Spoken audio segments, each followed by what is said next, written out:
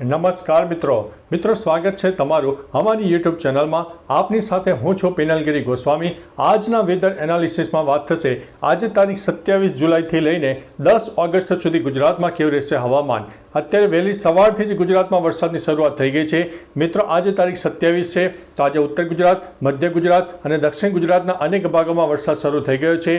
કોઈ જિલ્લામાં તો 5 અથવા તો 6 ઇંચ કરતાં પણ વધારે વરસાદ નોંધાઈ ગયો છે। મિત્રો ગત અઠવાડિયાથી આપણે જણાવ્યું હતું કે 26-27 તારીખથી મજબૂત સિસ્ટમ સક્રિય થશે જે ગુજરાતના અંદાજિત 50 થી 80% વિસ્તારને આવરી લેશે અને એ પ્રમાણે ગુજરાતમાં ગત સાંજથી એટલે કે ગત રાત્રિથી જ આ વાતાવરણ સર્જાઈ ગયું છે।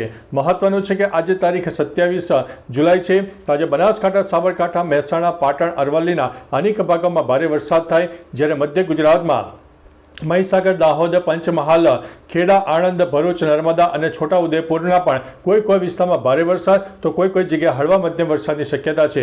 સુરત, તાપી, ડાંગ, નવસારી અને વલસાડમાં પણ છૂટાછવાયા વરસાદ રહેશે। સૌરાષ્ટ્રનો જે પૂર્વ તરફનો વિસ્તાર છે ખાસ કરીને બોટાદ હોય, સુરેન્દ્રનગર અને ભાવનગરના અનેક વિસ્તારમાં હળવા મધ્યમ વરસાદની શક્યતા। બાકી અનેક વિસ્તારમાં વાદળછાયું વાતાવરણ તો કોઈ જગ્યાએ છૂટક વરસાદ થાય। કચ્છના પણ અનેક ભાગોમાં સાર્વત્રિક વરસાદનો માહોલ સર્જાઈ જશે પરંતુ કચ્છનો ઉત્તરી પટ્ટો અને જે પૂર્વ તરફનો ભાગ છે તેમાં વરસાદની શક્યતા વધુ છે। આવતીકાલે તારીખ 28 જુલાઈ છે અને 29 તારીખે ભારેથી અતિ ભારે વરસાદની સંભાવના છે કારણ કે હાલ જે સિસ્ટમ સક્રિય થઈ છે 27 અને 28 અને 29 તારીખે વધારે તે તાંડવ મચાવે તેવી શક્યતા છે।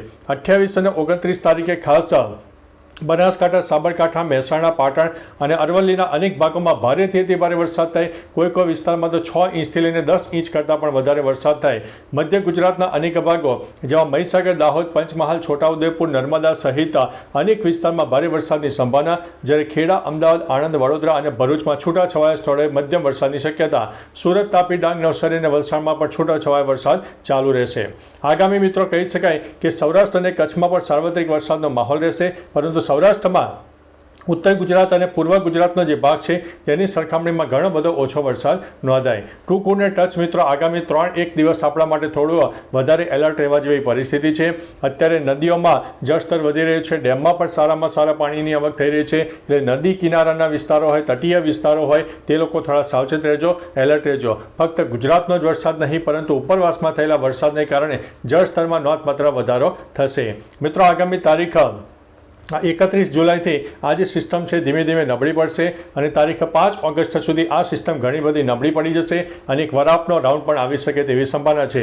પરંતુ મિત્રો તારીખ 6 ઓગસ્ટથી લઈને 10 અથવા તો 11 ઓગસ્ટમાં એક ભારે વરસાદનો રાઉન્ડ આવશે અને કયા વિસ્તારને આ વરસાદ ગમરોળશે તમામ પ્રકારની માહિતી આપણા વિડીયોમાં આપી દઈશું। બાકી મિત્રો તમારા વિસ્તારમાં વરસાદનું પ્રમાણ કેવું છે તમામ પ્રકારની માહિતી નીચે કમેન્ટમાં આપજો જેથી અન્ય મિત્રો પણ જાણી શકે। તો ચાલો મિત્રો ફરીથી વરસાદની નવી આગાહી લઈને મળતા રહીશું। ત્યાં સુધી અમને રજા આપશો।